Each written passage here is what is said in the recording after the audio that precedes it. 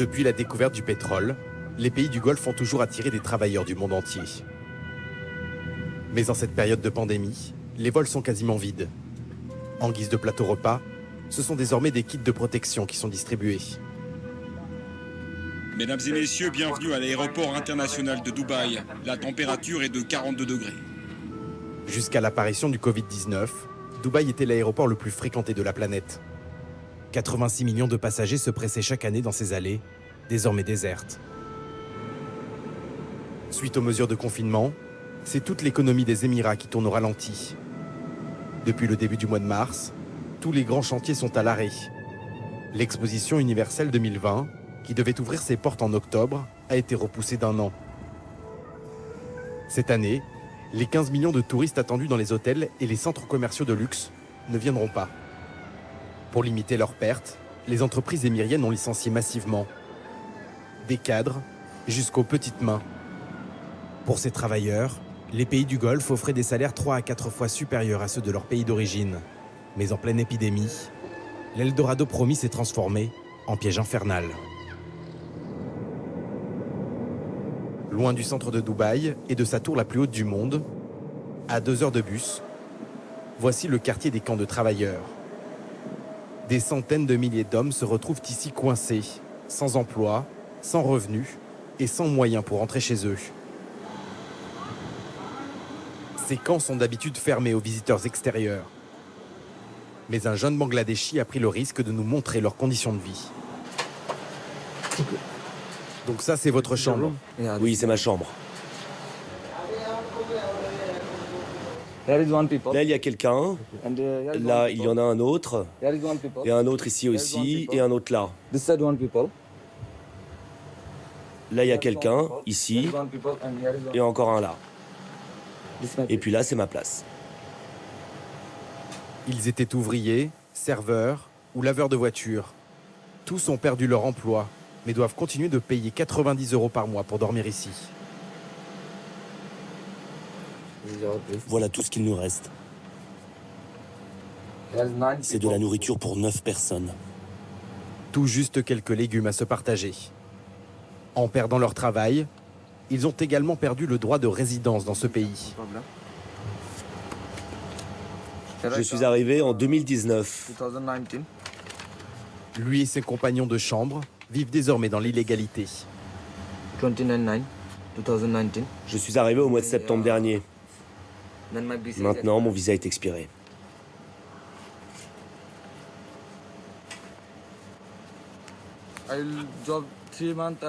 D'abord, j'ai travaillé 3 mois dans un restaurant. Mais le Covid-19 est arrivé et j'ai été renvoyé.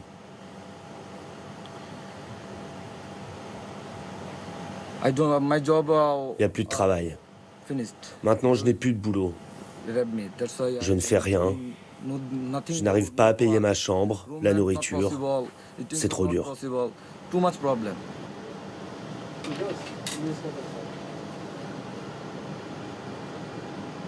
Pour payer son billet d'avion et les frais de son visa, ce Bangladeshi s'est endetté de 1 000 € pour venir tenter sa chance dans le Golfe. Désormais, pour survivre, le jeune homme se rend tous les soirs sur ce marché improvisé, dans le quartier des camps. Les plus débrouillards vendent ce qu'ils peuvent à ceux qui ont encore un salaire ou des économies.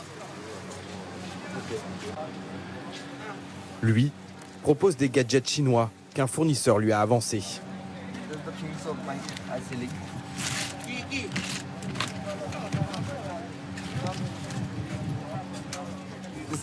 Ce sont des écouteurs et des chargeurs. Mes ventes quotidiennes tournent autour de 10 ou 12 €. Mais des fois, je n'en fais que 3 ou 4.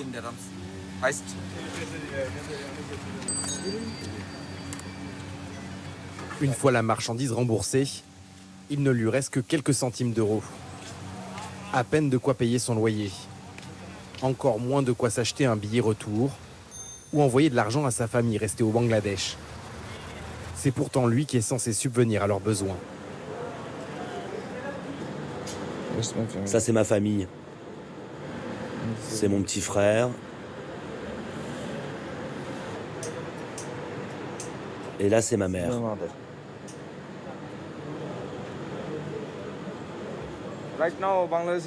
Pour eux aussi, au Bangladesh, c'est très très dur. Ils n'arrivent pas à s'en sortir. Mon frère m'appelle tout le temps pour me dire « on a besoin d'argent, on a besoin d'argent ».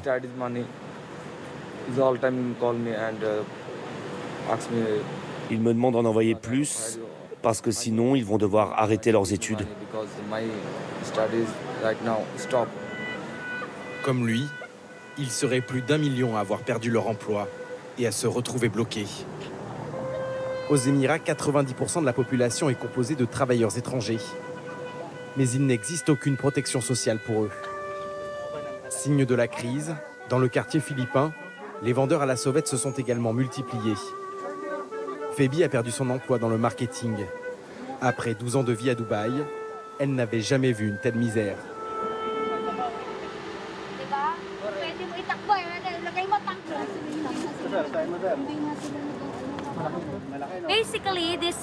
Voilà ce qui se produit la nuit. Mes compatriotes philippins sortent pour vendre des objets afin de payer leurs dépenses quotidiennes. Ces temps-ci, toutes les extensions de visa sont suspendues, donc c'est le seul moyen de survivre. Par exemple, lui, il vend des poissons séchés. Je les achète au marché aux poissons, je les nettoie et les mets à sécher sur le toit pendant 1 ou 2 jours.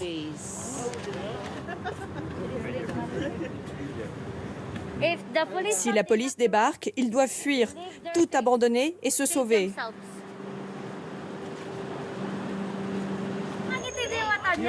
Depuis le début du confinement, Phoebe est devenue une célébrité locale, car elle organise des distributions de nourriture aux plus démunis.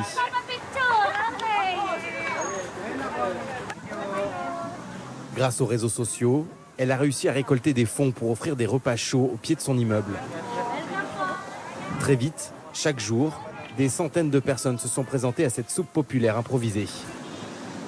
Mais faute d'autorisation officielle, la police lui a demandé d'arrêter les distributions de rue. On se mettait vers ce banc devant l'arbuste et la file venait jusqu'ici. Cette mère de famille a décidé de continuer depuis son appartement. Par chance, son mari a gardé sa place de vendeur dans une boutique de luxe d'une marque française. Avec leurs 3 enfants, ils vivent dans un appartement de 120 mètres carrés, mais avec de très nombreux colocataires. Voici notre chez nous, que nous partageons avec d'autres Philippins. De ce côté-ci, il y a 5 personnes qui dorment. Chacun a une chambre. Certains enseignent à l'école philippine. Ici, ils sont 5, 3 dans cette pièce et 2 dans celle-ci. Et ici, le berceau de la cadette, le lit de notre fils et de l'aîné, et le nôtre. Pour nous, les Philippins, c'est la vie normale. C'est comme ça que nous vivons. Au total, nous sommes 14 adultes et 3 enfants, ce qui fait 17 personnes.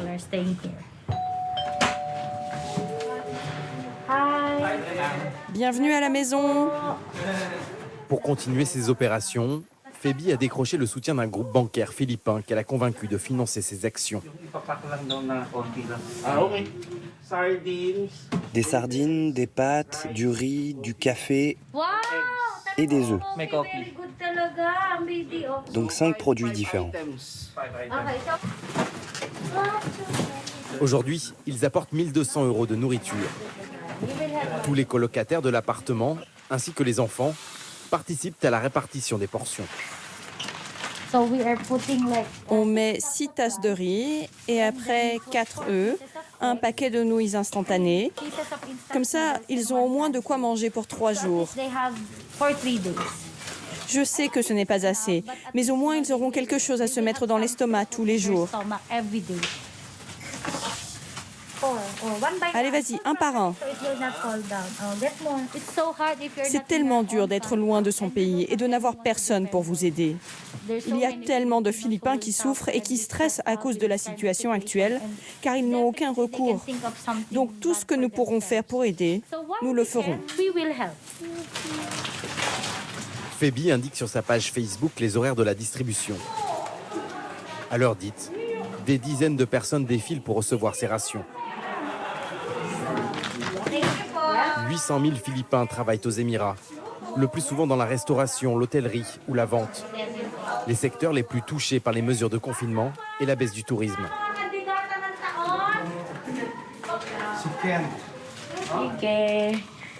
Voilà. Inscrivez-vous sur mon site internet. Ces jours-ci, nous n'avons plus de salaire et plus d'argent pour finir le mois. Alors pour une semaine ou deux, ça nous aide énormément. Ce jour-là, près de 300 personnes passent dans l'appartement. Cette aide est pourtant illégale, car Phoebe ne possède pas d'association enregistrée et approuvée par les autorités. Pour être honnête, ce que je fais n'est pas autorisé. Mais qu'est-ce que je devrais faire? Vous le voyez bien, ils sont dans le besoin. Je devrais les renvoyer? Qu'est-ce qui est mieux? Ils sont de plus en plus nombreux. Tous les jours, il y a des gens qui perdent leur emploi et qui viennent demander de l'aide et de la nourriture. Dans ces monarchies pétrolières, tout est contrôlé. Même l'aide sociale que les autorités organisent à leur manière. Un matin, nous sommes invités dans cet immeuble à une distribution de nourriture. C'est une sorte de camp de travail pour femmes. 1500 Philippines dorment ici, toutes employées par une société de nettoyage. Aucune n'a été licenciée, mais elles ont vu leur salaire baisser de 75%. Ce matin, la Banque alimentaire des Émirats les a conviés sous l'œil de notre caméra pour recevoir de l'aide. En ces temps de pandémie, nous sommes là pour distribuer de la nourriture et des bons d'achat. Nous vous soutiendrons jusqu'à la fin de l'épidémie. Nous vous demandons juste d'être patiente.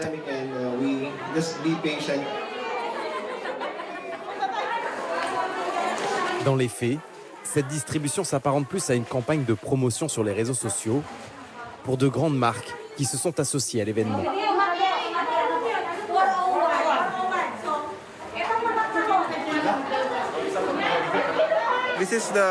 Ça fait partie de la campagne de 40 000 repas gratuits des Émirats. Nous donnons des tickets pour un menu chez McDonald's. C'est sponsorisé par McDonald's. Il suffit de choisir entre le menu poulet ou bœuf.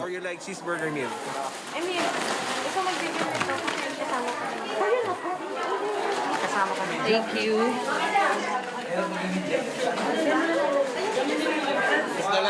Merci la Banque alimentaire des Émirats.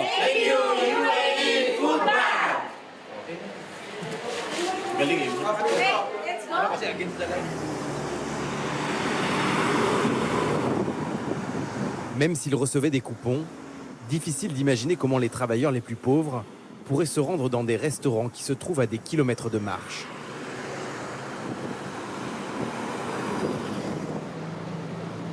L'aide arrive ici au compte-gouttes. Ce camp est subventionné par le consulat indien qui loue des chambres pour une quinzaine de jours, le temps d'organiser des vols de rapatriement. 40 travailleurs indiens attendent dans ce dortoir aux conditions plus que sommaires leur retour dans leur pays d'origine.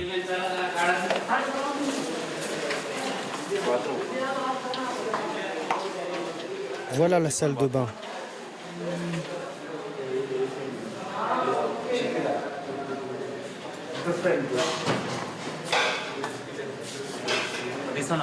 Et voilà la cuisine. Il y a 2 cuisines.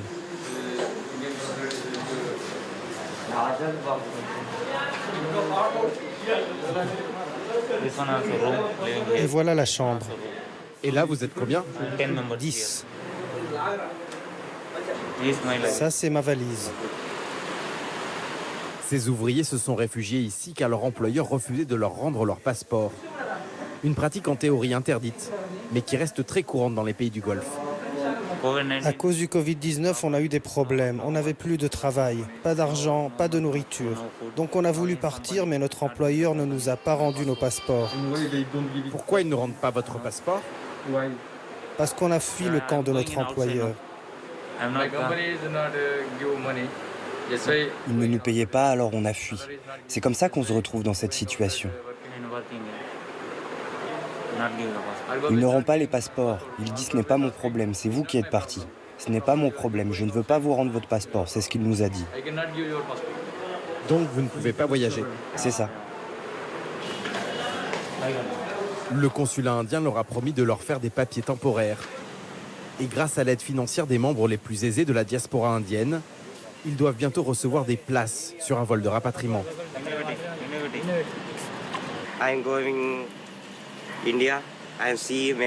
Je veux rentrer en Inde. Je veux voir ma famille. Ce corona nous a créé trop de problèmes. Dans leur malheur, ces hommes ont au moins une lueur d'espoir, celle de rentrer chez eux.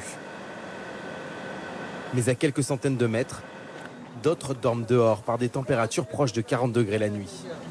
Les travailleurs du sous-continent indien nous entraînent au fond d'un parking pour camions. Ils sont environ une centaine. Ceux qui n'ont pas reçu d'aide se réfugient ici. Aux Émirats, il est strictement interdit de dormir dans la rue. Mais la loi ne dit rien sur les remorques de camions. Nous sommes au milieu de l'été et c'était un gros problème pour nous de trouver un endroit où on peut dormir. Si 10 ou 15 personnes dorment sous un arbre, la police vient et leur demande de dégager. Certains vont se réfugier dans des buissons et nous dormons sur ces remorques. Nous ne savons pas quand le propriétaire va nous demander de partir. Il sait que nous dormons dessus, mais pour l'instant, il laisse ses camions ici la nuit.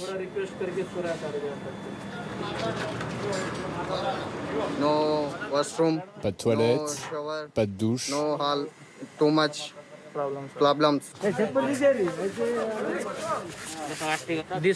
20 personnes dans ce camion, 20 personnes dans celui-là. La nuit, nous dormons tous sur ces camions. Aux Émirats, peu de voix se font entendre pour dénoncer le traitement de ces hommes livrés à eux-mêmes. Les syndicats ou les associations de défense des droits de l'homme ne sont pas autorisés dans le pays. Rares sont ceux qui osent briser la loi du silence comme Sunil. Pendant tout le confinement, ce Népalais de 37 ans est resté cloîtré dans cet appartement, divisé en chambres minuscules. Voilà ma chambre. Je vis ici avec un ami. Là, c'est mon lit et voilà mes vêtements. Et là, c'est le vélo de mon ami. Voilà, je fais rien, je passe ma journée à dormir ici. Juste avant la pandémie, Sunil croyait avoir décroché un poste de chef de rayon dans un supermarché pour 700 € par mois. L'entreprise avait fait une grande campagne de recrutement, notamment auprès de la communauté népalaise des Émirats. Ça, c'est votre contrat de travail. Oui. Nous pensions que c'était confirmé. Nous avions une lettre d'embauche. Nous pensions que nous aurions un salaire, donc on ne s'inquiétait pas. Mais après, ils nous ont dit « Nous allons vous rappeler dans un mois ». Et on a attendu. Mais après un mois, ils n'ont jamais rappelé. Un jour, nous sommes allés dans leurs locaux, mais il n'y avait personne. Toute la direction avait été changée. Sunil et ses collègues découvrent qu'en plein confinement, la société qui les avait embauchés vient d'être revendue. Ça, c'est le supermarché. Oui, c'est le supermarché. Mais ils ont changé le nom. 800 personnes se retrouvent ainsi au chômage, sans préavis, sans indemnité et sans visa de travail. Une centaine d'entre eux tentent de réclamer les emplois promis. Ils organisent même un rassemblement devant la chaîne de magasins, un événement rare aux Émirats où le droit de manifester n'est pas reconnu. Vous voulez aller à la police? Allez-y. Mais si vous restez, je vais appeler la police pour vous. Allez à l'aéroport, faites ce que vous voulez, mais arrêtez de vous adresser à moi.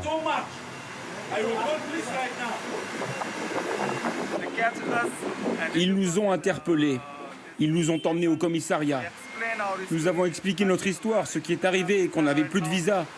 Qu'est-ce qu'on peut faire? Quelles sont les solutions?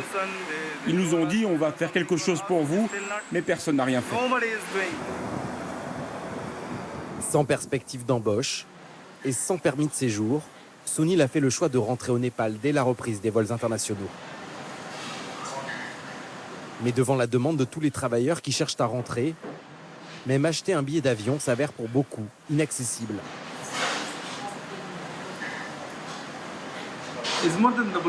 C'est plus que le double du prix. D'habitude, c'est 150 ou 200 € l'aller simple. Et maintenant, c'est 2 fois plus cher. J'ai reçu de l'aide de mes amis. J'ai dû leur emprunter de l'argent à eux, mais aussi à des membres de ma famille. Ils ont tous donné 25 ou 50 €. Au final, Sunil a déboursé 500 €. Des dettes qu'il devra rembourser à son retour au Népal, un pays qui fait partie des plus pauvres de la planète.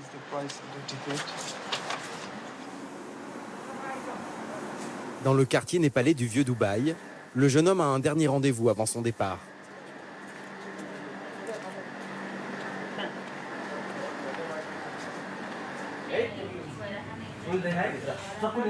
Avec ses compagnons d'infortune, eux aussi sans travail et sans visa, ils s'offrent un dîner d'adieu autour du plat national, une soupe de momo, des raviolis en sauce pimentée. Là, mon pays me manque vraiment. La plupart de ces Népalais se retrouvent en situation irrégulière avec des mois de salaire impayés. Mais surtout, un profond sentiment d'injustice en travers de la gorge.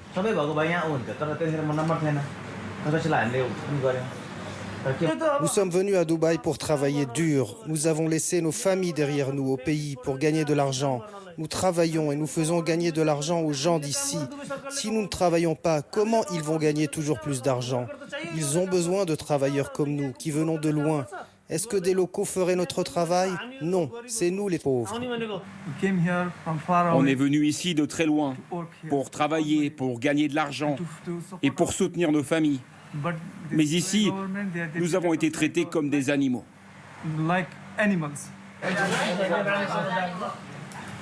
Pour Sunil, c'est la fin de l'aventure dans le Golfe. Au revoir. On se donne des nouvelles.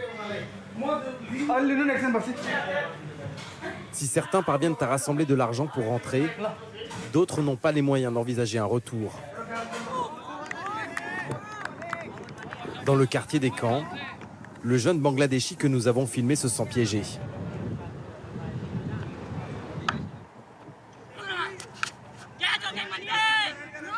Les autorités émiriennes ont donné un délai de 4 semaines à tous les illégaux comme lui pour quitter le pays. S'il ne le fait pas, il risque une amende de 2500 €. Mais il n'a personne pour lui prêter de l'argent.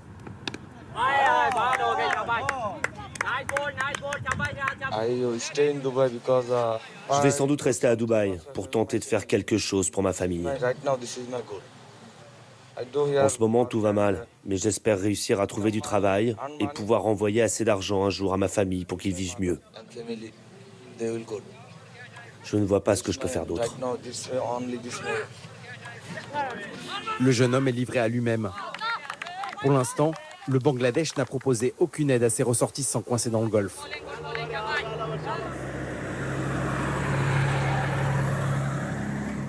En revanche, dans le dortoir des Indiens, c'est le soir de délivrance. Ces travailleurs, bloqués depuis des mois sans passeport, ont reçu des permis de voyage de leur consulat, ainsi que des places sur un vol de rapatriement. Il serait ainsi 150 000 Indiens à avoir quitté les Émirats ces derniers jours et plus de 500 000 sur liste d'attente. Un retour vers l'inconnu pour ces travailleurs. Leur pays d'origine, eux aussi affectés par les conséquences économiques du coronavirus, n'ont que peu de perspectives à leur offrir. Et leurs familles dépendaient de l'argent qu'ils envoyaient.